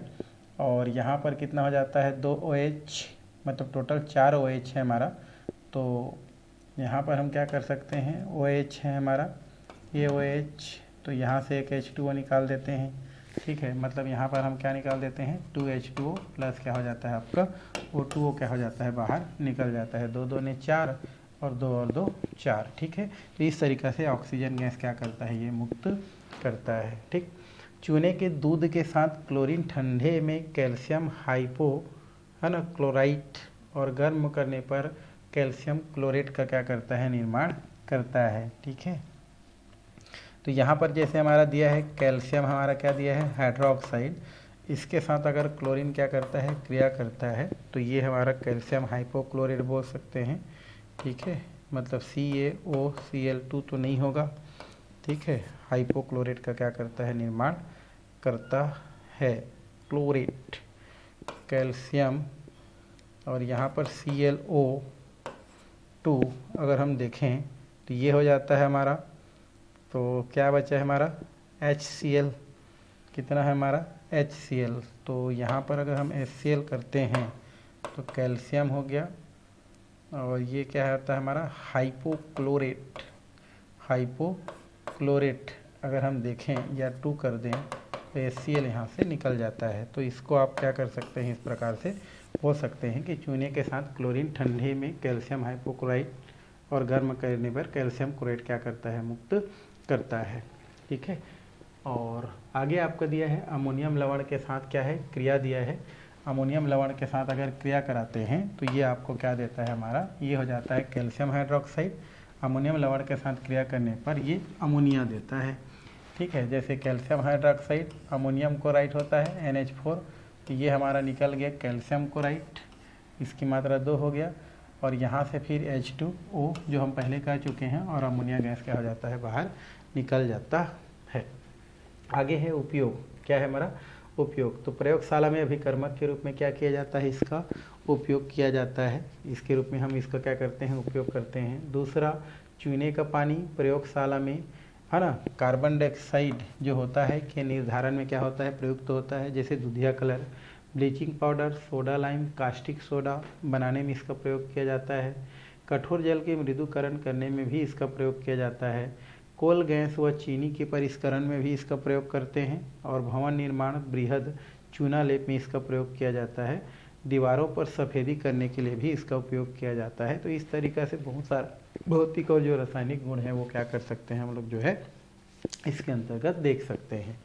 ये दो प्रकार का क्या हो गया हमारा महत्वपूर्ण यौगिक। आगे हमारा दिया है कैल्शियम कार्बोनेट। चूने का जो पत्थर है या जो संगमरमर है, ये हम लोग देखेंगे। कैल्शियम कार्बोनेट का अणु सूत्र होता है आपका, वो है कैल्शियम कार्बोनेट का अणु सूत्र कैल्शियम कार्बोनेट, CaCO3 को बोलते हैं कैल्शियम कार्बोनेट, जिसे चूने का पत्थर भी कहते हैं, संगमरमर भी कहा जाता है। और इसका अणु भार कितना है हमारा, 100 है। क्वेश्चन आ गया, मान लो कि संगमरमर का सूत्र क्या होता है, तो संगमरमर का जो सूत्र है वो सूत्र आपका क्या होता है, आपका CaCO3 होता है। अब इसको बनाते कैसे हैं, तो बुझे हुए चूने और कार्बन डाइऑक्साइड की सीमित मात्रा को गुजारने पर दूधिया विलयन प्राप्त होता है, वही आपका क्या होता है, कैल्शियम कार्बोनेट होता है। तो ये हो गया कैल्शियम हाइड्रा ऑक्साइड, और इसमें हम लोग क्या करते हैं, कार्बन डाइऑक्साइड प्रवाहित करते हैं। तो यहाँ से आप ही जस्ट देखे हैं H2O निकल जाता है, और यहाँ से कैल्शियम कार्बोनेट, जिसे चूने का पत्थर कहते हैं, प्राप्त हो जाता है। यही क्या है हमारा कैल्शियम कार्बोनेट, और इसका नाम क्या है हमारा कैल्शियम हाइड्रोक्साइड। तो हाइड्रोक्साइड में क्या करते हैं, कार्बन डाइऑक्साइड प्रवाहित करते हैं, तो कैल्शियम कार्बोनेट अर्थात चूने का पत्थर अर्थात संगमरमर क्या हो जाता है, प्राप्त हो जाता है। हो गया गुण या सफ़ेद रोएदार फ्लूफी अक्रिस्टली चूर्ण होता है, जल में बहुत कम घुलता है, भाई चूना पत्थर है। 1200 केल्विन ताप पर गर्म करने पर कार्बन डाइऑक्साइड गैस मुक्त करता है। कई बार हो गया कैल्शियम कार्बोनेट है, कैल्शियम हमारा क्या है, कार्बोनेट है। ये हो गया कैल्शियम कार्बोनेट। क्या करेंगे, इसको गर्म करेंगे तो कैल्शियम ऑक्साइड और क्या बनाता है, कार्बन डाइऑक्साइड बनाता है।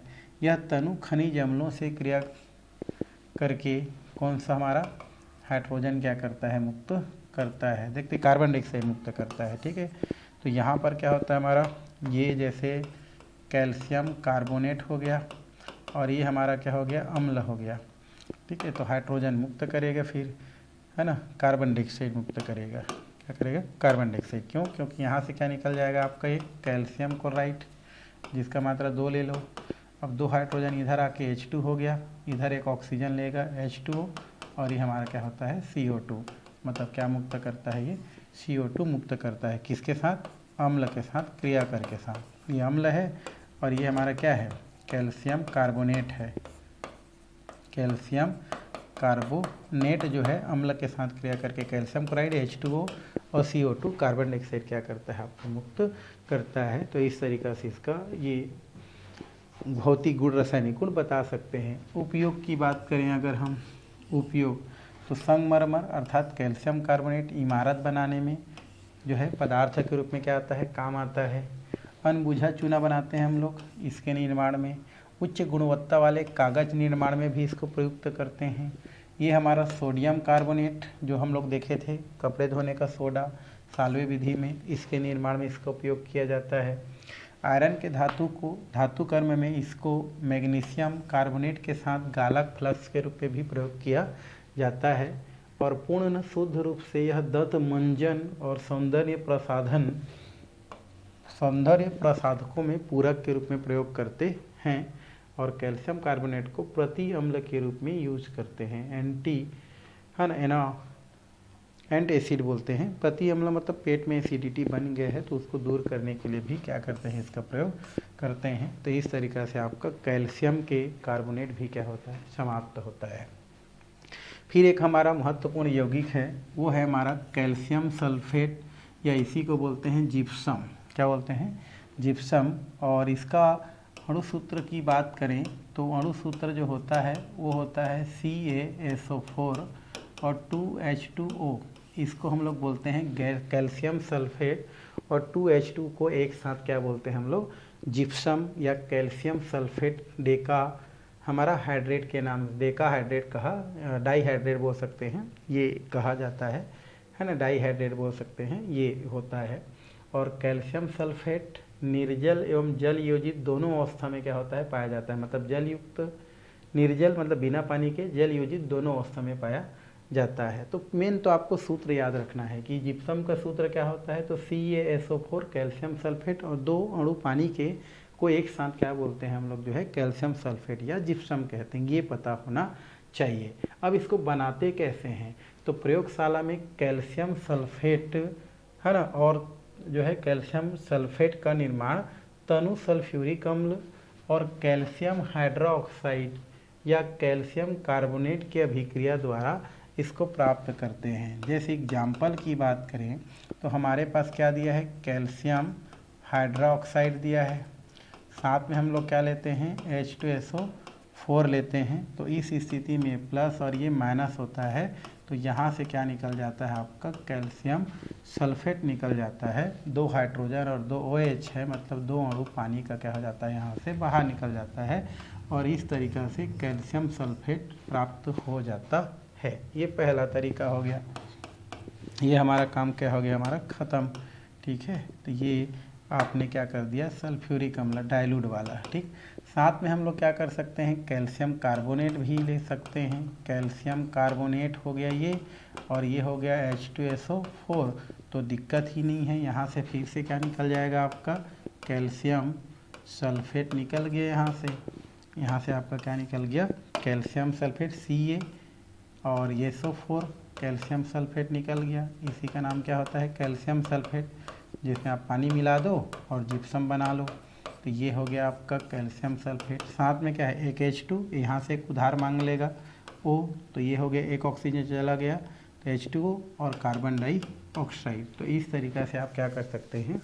जिप्सम बना सकते हैं। ठीक है, और इसे विलेय कैल्शियम लवण जैसे कैल्शियम क्लोराइड जली H2SO4 डाल करके भी बनाया जा सकता है। जैसे ये कैल्शियम क्लोराइड हो गया, ये सोडियम सल्फेट हो गया, तो यहाँ से क्या निकल जाएगा? आपका कैल्शियम सल्फेट, और 2 क्लोरीन और 2 सोडियम है, मतलब 2 सोडियम क्लोराइड क्या हो जाता है? मुक्त हो जाता है। तो ये हो गया बनाने की विधि, जिसमें कुछ नहीं है, आपको जनरली सूत्र पता होना चाहिए। गुण क्या है?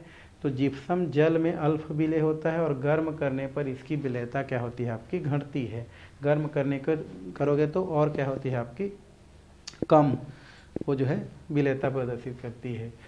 390 केल्विन ताप पर गर्म करने पर आंशिक रूप से निर्जलीकृत होकर के ये प्लास्टर ऑफ पेरिस देती है ना, प्लास्टर ऑफ पेरिस देती है। और इसे आगे और 37 केल्विन ताप पर गर्म करने पर पूर्ण रूप से निर्जलीकृत हो जाती है, मतलब पानी एक भी नहीं बचती है, और उस स्थिति में कैल्शियम सल्फेट बचती है, जिसे मृत तापित प्लास्टर के नाम से जानी जाती है। कहने का मतलब ये है कि यहाँ पर आपका क्या होता है? कैल्शियम सल्फेट होता है, कैल्शियम सल्फेट, जिसमें 2 अणु पानी का है। जब इसको हम लोग कितने ताप पर? 390 केल्विन ताप पर गर्म करते हैं, तो 1.5 अणु पानी का यहाँ से निकल जाता है, मतलब 1/2 जो H2O होता है वो बाहर निकल जाता है, और ये CaSO4 और 1/2 H2O ये हमारा क्या होता है? बच जाता है, और यही आपका क्या कहलाता है? प्लास्टर ऑफ क्या कहलाता है? आपका पेरिस कहलाता है। तो ये हमारा प्लास्टर ऑफ पेरिस कौन होता है? कैल्शियम सल्फेट और आधा अणु पानी को एक साथ क्या बोलते हैं हम लोग? प्लास्टर ऑफ पेरिस कहते हैं। अब जो प्लास्टर ऑफ पेरिस है, जिसमें आधा अणु क्या है? हमारा H2O बचा है, उसको अगर हम पुनः 437 केल्विन ताप पर गर्म कर दें, तो 1/2 अणु भी क्या हो जाता है? आपका निकल जाता है, और ये हमारा कैल्शियम सल्फेट क्या हो जाता है? प्राप्त हो जाता है। इसको हम लोग क्या बोलते हैं? डेड बर्न प्लास्टर बोलते हैं ना, जैसे कि लिखा है हमारा, ये हो जाता है डेड, और ये क्या होता है? हमारा बर्न प्लास्टर के नाम से जाना जाता है, प्लास्टर कहते हैं, या मृत तपित प्लास्टर के नाम से क्या किया जाता है? जाना जाता है। यूज क्या होता है भाई, तो जिप्सम का उपयोग प्लास्टर ऑफ पेरिस बनाने में इसका क्या किया जाता है, उपयोग किया जाता है, ठीक है। और दूसरा, निर्जलीय कैल्शियम सल्फेट को निर्जली कारक के रूप में भी प्रयुक्त किया जाता है। निर्जली कारक मतलब पानी को सोखने के रूप में इसका उपयोग किया जाता है। चौक बनाते हैं इससे, इसमें भी इसका उपयोग किया जाता है। तो इस तरीक़ा से आप इसको बता सकते हैं, ठीक है। आगे है हमारा प्लास्टर ऑफ पेरिस पढ़ेंगे, ठीक है। तो कैल्शियम सल्फेट और हाफ H2O को क्या बोलते हैं, प्लास्टर ऑफ क्या बोलते हैं, पेरिस बोलते हैं। और ये प्लास्टर ऑफ पेरिस जस्ट अभी आप क्या किए हैं, देखे हैं। और कैल्शियम सल्फेट प्रकृति में दो रूप में पाया जाता है, एक कैल्शियम सल्फेट जिसमें एक जिप्सम बोले हम लोग। कैल्शियम सल्फेट दो अणु पानी को एक साथ क्या बोलते हैं, जिप्सम बोलते हैं। और जब उसको हम लोग गर्म कर देते हैं तो क्या निकल जाता है आपका, हाफ H2O बचता है, बाकी सब क्या हो जाता है आपका, निकल जाता है। तो वहाँ पर जो बच गया हाफ H2O वही आपका क्या कहलाता है, आपका प्लास्टर ऑफ पेरिस कहलाता है। मतलब यहाँ पर हम क्या करते हैं, जो हाफ H2O होता है इसको ही हम क्या बोलते हैं, प्लास्टर ऑफ पेरिस कहते हैं, जिसको जस्ट अभी देखे हैं। तो अलग से मेरे ख्याल से करने की ज़रूरत नहीं है, क्योंकि ये हमारा कैल्शियम सल्फेट हो गया, 2H2O हो गया। जब इसको हम लोग गर्म कर देंगे कितने ताप पर, आपका 393 केल्विन ताप पर, तो ये हमारा कैल्शियम सल्फेट और ये हमारा हाफ H2O और जो है बचता है हमारा, ये हमारा क्या होता है, हमारा हाफ H2O और साथ में क्या करता है हमारा 1.5 अणु पानी का बाहर निकल जाता है। तो ये जो बच गया यही हमारा क्या होता है, प्लास्टर ऑफ क्या होता है, हमारा पेरिस होता है। तो इसको आपको क्या करना है, दिमाग पे रखना है कि इसको कहा जाता है। बनाने की विधि तो यही तो है भाई, जस्ट बनाने की विधि देखे हैं। जिप्सम बनाने के लिए 373 केल्विन ताप पर प्लास्टर ऑफ पेरिस बनता है। कार्बनिक ईंधन की उपस्थिति में अपघटन से कैल्शियम सल्फेट बनता है। 200 डिग्री पर गर्म करने पर क्रिस्टलन जल निकल जाता है और इसे तापित प्लास्टर कहते हैं। ये हम कर चुके हैं। गुण क्या है, ये सफ़ेद रंग का क्रिस्टली चूर्ण होता है। प्लास्टर ऑफ पेरिस जल अवशोषित करके जम जाता है और पुनः किस में बदल जाता है, जिप्सम में क्या हो जाता है, बदल जाता है। ये जैसे हमारा क्या होता है, हमारा हाफ O2 है, ये हमारा क्या है, हाफ O2 है। जब इसमें हम लोग क्या करते हैं 1/3 जब क्या करते हैं पानी मिला देते हैं, ये हमारा प्लास्टर ऑफ पेरिस है भाई। ये क्या है हमारा प्लास्टर ऑफ पेरिस, ठीक है। प्लास्टर ऑफ क्या है हमारा पेरिस है। तो इस प्लास्टर ऑफ पेरिस में पुनः पानी मिला दोगे तो फिर से क्या हो जाता है, हमारा जिप्सम हो जाता है। ये क्या हो जाता है, जिप्सम में क्या हो जाता है, परिवर्तित हो जाता है। तो ये उल्टा कर दिए हम लोग, ठीक। और 200 डिग्री पर निर्जल कैल्शियम कार्बोनेट में, 400 डिग्री पर कैल्शियम ऑक्साइड में और सल्फर डाइऑक्साइड में विघटित हो जाता है। कहने का मतलब ये है कि कैल्शियम सल्फेट को अगर हम गर्म करें तो क्या होता है, ये कैल्शियम ऑक्साइड बनाता है, सल्फर डाइऑक्साइड बनाता है और ये क्या बनाता है हमारा, और कुछ नहीं, ऑक्सीजन नहीं, खाली हमारा ये दो भागों में क्या हो जाता है, टूट जाता है। ये हो गया, बैलेंस कर दो इसको तो कितना है हमारा, ये 2 है, 2 करता हूँ अगर तो ये 2 हो गया। तो यहाँ पर आपका कितना हो जाएगा, SO2 हो गया, SO3, ठीक है। तो कैल्शियम ऑक्साइड हो गया, SO3 बोल सकते हैं हम लोग, जो है इसको SO3 कर दो, ठीक है। इसको आप क्या कर दो, SO3। तो ये कैल्शियम ऑक्साइड SO3 में क्या हो जाता है, टूट जाता है। तो ये हमारा इसके गुण हो गया। यूज़ देखते हैं भाई, मूर्ति और खिलौना बनाते हैं इससे, प्लास्टर ऑफ पेरिस से। जिप्सम और चाक बनाते हैं और टूटी हड्डी को जोड़ने में इसी का क्या किया जाता है, प्लास्टर चढ़ाया जाता है। जैसे कोई हड्डी टूट जाता है तो सफ़ेद रंग का जो प्लास्टर चढ़ाते हैं और रियल में क्या होता है, प्लास्टर ऑफ पेरिस होता है। सांचे और क्या बनाते हैं, मॉडल यहाँ से क्या करते हैं, तैयार करते हैं। तो ये आपका उपयोग हो गया, ठीक। और ये आपका क्षार धातु और क्षारीय मृदा धातु के कुछ बहुत सारे क्या हो गया आपका महत्वपूर्ण यौगिक आपने देख लिया। यहाँ पर दोनों में अंतर है भाई, आपको क्या करना है, अंतर को खुद से पढ़ाई करना है। किसका किसका, क्षार धातु का और ये हमारा क्षारीय मृदा धातु का, ठीक है। तो बहुत सारा पढ़े हैं। देखो इनके संयोजी कोष में क्या होता है, हमारा NH1 इलेक्ट्रॉन होता है, इसके में क्या होता है हमारा NH2 इलेक्ट्रॉन होता है, पहले मैं बता चुका हूँ। ये चमकदार, हल्की और मुलायम होता है, ये भी होता है लेकिन इसकी कठोरता क्षार धातु से थोड़ा ज़्यादा होता है। ये बहुत ज़्यादा क्रियाशील होता है, जल को तीव्रता से विघटित करता है, ये भी जल को विघटित करता है ना। तो अच्छा को लिखना, इनकी संयोजकता हमेशा 1 होती है, इनकी संयोजकता 2 होती है। ठीक, अधिकांश यौगिक जल में विलय हैं, इसमें सभी जल में विलय हो ऐसा जरूरी नहीं है। तो इस तरीक़े से आप क्या कर सकते हैं, बता सकते हैं। तो ये हो गया आपका क्षारीय धातु और क्षारीय मृदा धातु में अंतर।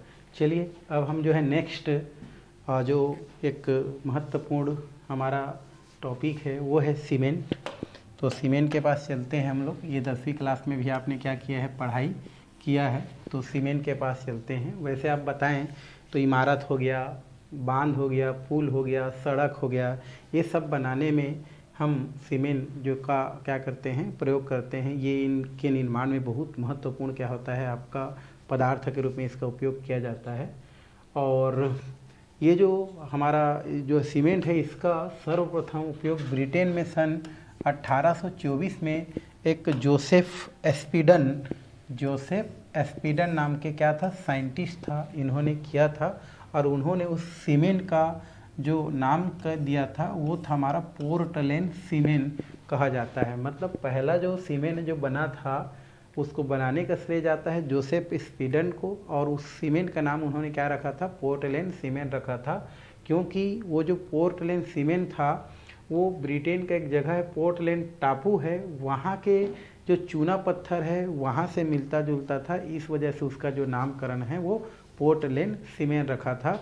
और यह एक ऐसा उत्पाद था जो चूने के अधिकता वाले पदार्थ जैसे कैल्शियम ऑक्साइड में अन्य पदार्थ जैसे मिट्टी, सिलिका एवं एल्युमिनियम तथा लोहा, मैग्नीशियम होते हैं, उनको मिला करके बनाया गया था या बनाया जाता है। तो ये इसका परिचय है। सीमेंट का प्रयोग सबसे पहले ब्रिटेन में किया गया था 1824 में, या इसका निर्माण की बात करें तो जोसेफ स्पीडन ने किया था। उन्होंने पहले सीमेंट का नाम क्या रखा था, आपका पोर्टलैंड सीमेंट रखा था। क्योंकि ब्रिटेन में एक पोर्टलैंड टापू है जहाँ के चूना पत्थर थे, इसका स्थिति मिलता जुलता था, इसलिए इसको पोर्टलैंड सीमेंट रखा था। तो ये परिचय आपको देना है ना। यहाँ से आपको एक जोसेफ स्पीडन को याद रखना है और दूसरा पोर्टलैंड सीमेंट को आपको याद रखना है। आगे है पोर्टलैंड सीमेंट का संगठन। पोर्टलैंड सीमेंट में कौन कौन से पदार्थों का संगठन होता है, तो पोर्टलैंड सीमेंट जो है भूरे रंग का बारीक चूर्ण होता है। पोर्टलैंड जो सीमेंट है वो भूरे रंग का बारीक क्या होता है, चूर्ण होता है। और अन्य घटक जो है इसमें मिश्रण के रूप में पाया जाता है। और ये अच्छी गुणवत्ता वाला सीमेंट में उनके घटक के समुचित अनुपात होता है। तो एक अच्छी गुणवत्ता में जो वाले जो सीमेंट होता है उसमें इस प्रकार का अनुपात होता है। जैसे यहाँ पर आपका दिया गया है, जैसे सिलिका का प्रतिशत, नीचे एल्युमिना का प्रतिशत कितना होना चाहिए आपका, 2.5 से लेकर के 4। और इसमें अगर देखेंगे तो चूना का प्रतिशत और सिलिका, एल्युमिना और फेरिक ऑक्साइड का प्रतिशत कितना होना चाहिए आपका, 1.9 से लेकर के 2.1 के बीच क्या होना चाहिए, अनुपात होना चाहिए, जो कि एक अच्छे सीमेंट के क्या होते हैं, गुणवत्ता के लिए उपयोगी होते हैं। तो ये आपको देखना है। सीमेंट का निर्माण कैसा होता है भाई, तो सीमेंट का अगर हम निर्माण की बात करें तो सीमेंट का निर्माण में कच्चे पदार्थ का उपयोग होता है। सीमेंट के निर्माण में कच्चे पदार्थ का उपयोग होता है। और कच्चे पदार्थ के रूप में चूना पत्थर, साथ में चिकनी मिट्टी, इन दोनों का 3:1 में क्या किया जाता है, उपयोग किया जाता है। तो क्वेश्चन आपके पूछेगा कि सीमेंट निर्माण किस प्रकार होता है, तो सीमेंट निर्माण में कच्चे पदार्थ के रूप में हम लोग चूना पत्थर अर्थात कैल्शियम कार्बोनेट और चिकनी मिट्टी को 3:1 में क्या करते हैं, मिलाते हैं। और इन दोनों को हम क्या करते हैं, दोनों पदार्थों को मिला करके क्या करते हैं, गरम करते हैं। गरम करने से ये दोनों पिघलते हैं और पिघलने के बाद अभिक्रिया करते हैं। और अभिक्रिया करके सीमेंट क्या बनाते हैं, क्लिंकर बनाते हैं। क्या बनाते हैं आपके, सीमेंट क्लिंकर बनाते हैं। और इस क्लिंकर में फिर 2 से 3% भारात्मक अनुसार जिप्सम, जिसमें 2H2O पानी का अणु रहता है, मिला करके सीमेंट क्या कर लेते हैं, प्राप्त कर लेते हैं। तो आप बोल सकते हैं सीमेंट का जो निर्माण होता है वो चूने पत्थर और चिकनी मिट्टी से होता है, जिसमें चूने पत्थर और चिकनी मिट्टी को 3:1 में मिला करके क्या किया जाता है, उनको एक किस भट्ठी में क्या किया जाता है, गर्म किया जाता है, पिघलाया जाता है, जहाँ से एक सीमेंट के जो क्लिंकर हैं वो प्राप्त होते हैं। छोटे छोटे गोले के रूप में प्राप्त होते हैं। बाद में उस क्लिंकर में 2 से 3% हम क्या मिला देते हैं, जिप्सम मिला देते हैं। फिर जो है उसको पीस करके हम क्या कर लेते हैं, सीमेंट क्या कर लेते हैं, बना लेते हैं। तो इस प्रकार से पोर्टलैंड जो सीमेंट होता है उसमें मुख्य घटक के रूप में जो है डाई कैल्शियम सिलिकेट, साथ में हमारा 26% ट्राई कैल्शियम सिलिकेट और आपका 51% ये बोल सकते हैं आपका ये मुख्य घटक के रूप में कितना होता है हमारा, डाई कैल्शियम सिलिकेट का 26%, ट्राई कैल्शियम का 51% और डाई कैल्शियम एल्यूमिनेट का 11% क्या होता है आपका पाया जाता है। किसमें, पोर्टलैंड सीमेंट में ये इसका क्या होता है, प्रतिशत होता है। चलिए इस तरीके से हम लोग क्या करते हैं सीमेंट का निर्माण, और ये आपका पोर्टलैंड सीमेंट का संगठन होता है जो उसको हम यहाँ पर बोल सकते हैं। जैसे कैल्शियम कार्बोनेट को क्या करेंगे आप, गर्म करेंगे, तो गर्म करेंगे तो कैल्शियम ऑक्साइड और कार्बन डाइऑक्साइड बनता है। फिर उसमें बहुत सारे पदार्थ जो चिकनी मिट्टी होता है उसमें रेत होता है, ये क्रिया करता है तो डाई कैल्शियम सिलिकेट। फिर ये हमारा ट्राई कैल्शियम सिलिकेट, फिर कैल्शियम ऑक्साइड एल्यूमिना के साथ क्रिया करता है तो इसको डाई कैल्शियम एल्यूमिनेट, फिर ट्राई कैल्शियम क्या होता है हमारा एल्यूमिनेट बनता है। फिर तीनों मिला करके आपका डाई कैल्शियम एल्यूमिना फेराइड क्या करता है, निर्माण करता है, जो अभिक्रिया को क्या करता है, प्रदर्शित करता है। तो सीमेंट का निर्माण कैसा होता है भाई, तो सीमेंट का निर्माण करने के लिए कच्चे पदार्थ के रूप में हम क्या करते हैं, चूना पत्थर लेते हैं, उसमें चिकनी मिट्टी मिलाते हैं जिनका अनुपात 3:1 होता है। सबको मिला करके गर्म करके संगलित करके सीमेंट के क्लिंकर प्राप्त करते हैं, जिसमें 2 से 3% जिप्सम मिला करके क्या करते हैं हम लोग जो है पीस करके उसको हम क्या करते हैं, सीमेंट को क्या कर लेते हैं, प्राप्त कर लेते हैं। जिसमें आपका पोर्टलैंड सीमेंट में कुछ आपका जो संगठन होता है वो अभी जस्ट हम लोग समीकरण के रूप में क्या किए हैं, देखे हैं। आगे हमारा दिया है सीमेंट का जमना। सीमेंट का जमना किस प्रकार से होता है इसको देखेंगे। तो जल मिलाने से धीरे धीरे सीमेंट क्या होता है भाई, आपका जिलेटिन जैसा जो पदार्थ होता है उसमें क्या हो जाता है, जम करके क्या हो जाता है, कठोर हो जाता है। इसमें SiO या SiOl श्रृंखला क्या होती है, बनती है। मतलब SiO रेत ऑक्सीजन, रेत और एल्यूमिनियम, इस प्रकार की श्रृंखला बनती है और इसी को ही सीमेंट का जमना के नाम से क्या की जाती है, जानी जाती है। तो इस प्रकार से अलग से क्वेश्चन कर सकते हैं सीमेंट का जमना क्या है। तो जब सीमेंट में क्या की जाती है, जल मिलाई जाती है तो धीरे धीरे वो जिलेटिन जैसा पदार्थ में बदल करके कठोर हो जाती है और उसमें SiO या SiOl आपका श्रृंखला बनती है और यही सीमेंट का जमना कहलाती है। जिप्सम मिलाने का कारण ये होती है कि सीमेंट के जमने की प्रक्रम है ना को धीमा करती है। मतलब जो सीमेंट जितने धीमे तरीक़े से जमती है वो उतनी ही क्या होती है, अच्छी तरीक़े से क्या होती है, वो आपकी ठोस हो सकती है। तो जिप्सम मिलाने का मेन तात्पर्य होती है कि ताकि सीमेंट लेट से जमे और अच्छी तरीक़ा से जमे, इसलिए क्या की जाती है, सीमेंट में जिप्सम मिलाई जाती है। और उपयोग की बात करें तो लोहा तथा स्टील के पश्चात सीमेंट ही एक ऐसा पदार्थ है जो कि राष्ट्र की उपयोगी वस्तुओं की श्रेणी में क्या की जाती है, रखी जा सकती है। और इसका उपयोग क्रांकीट, प्रबलित क्रांकीट है ना, प्लास्टरिंग, पुल निर्माण, भवन निर्माण इत्यादि में क्या की जाती है, उपयोग लाई जाती है। तो इस तरीक़ा से सीमेंट से रिलेटेड कहानी क्या की जा सकती है, बताई जा सकती है। आगे आपका दिया गया है मैग्नीशियम और कैल्शियम का जैविक महत्व। जिस प्रकार से आप सोडियम और उधर पोटेशियम का जैविक महत्व देखे थे, वैसे ही कैल्शियम और मैग्नीशियम का भी जैविक महत्व दिया है। और यहाँ पर दिया है समूह 1 के जो तत्व हैं, उसी प्रकार समूह 2 के तत्व जो होता है, तो समूह 1 के तत्व के भांति समूह 2 के तत्व का भी अपना क्या होता है, जैविक महत्व है। विशेष करके मैग्नीशियम का, किसका, मैग्नीशियम का। तो वर्ग 2 का जो मैग्नीशियम है इसका जैविक महत्व में बहुत ही ज़्यादा महत्वपूर्ण क्या होता है, इसका भूमिका होता है। और ये जंतु कोशिका के अंदर जो है मैग्नीशियम जो होता है, आयनों की सांद्रता ज़्यादा होती है। मतलब जंतु कोशिका जो होता है उसके अंदर मैग्नीशियम आयन की सांद्रता ज़्यादा होती है और कोशिका के बाहर कैल्शियम आयन की जो सांद्रता होती है वो क्या होती है, आपकी ज़्यादा होती है। तो ये बोल सकते हैं कि जो जंतु कोशिका होता है उसके अंदर की ओर मैग्नीशियम आयन की सांद्रता और जंतु कोशिका के बाहर कैल्शियम आयन की सांद्रता ज़्यादा होती है।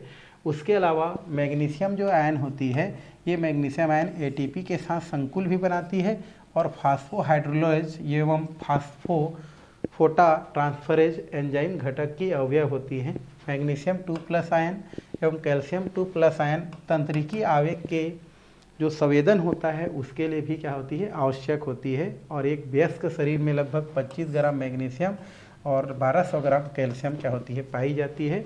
और शरीर में कैल्शियम और मैग्नीशियम की दैनिक आवश्यकता 350 मिलीग्राम एवं 800 मिलीग्राम होती है।